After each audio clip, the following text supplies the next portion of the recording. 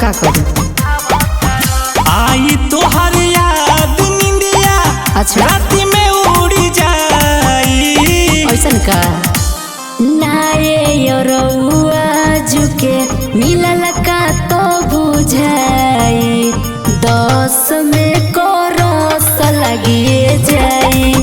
अरे नाये यरौआ जुके मिलल का तो बुझाई 10 में करस लगिए जाई।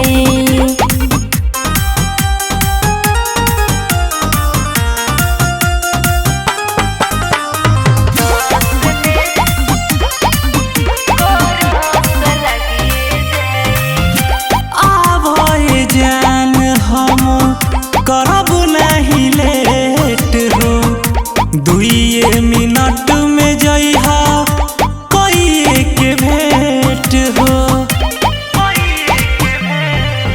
ऑनलाइन सिलेबस चलता टाइम के अभाव है खलता। ऐसे जहती करबू हमर दिलवा दुखाई।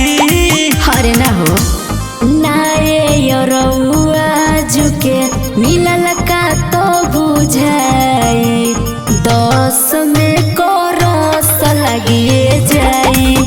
अरे नाये यरौआ जुके मिलल का तो बुझाई 10 में करस लगिए जाई।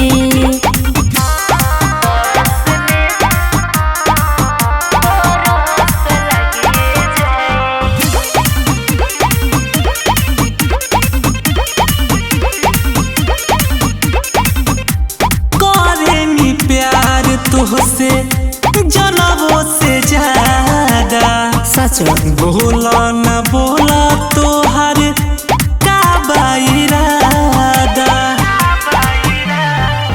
सुन राहुल विकेश मजबूरी बा है परीक्षा निकालल जरूरी।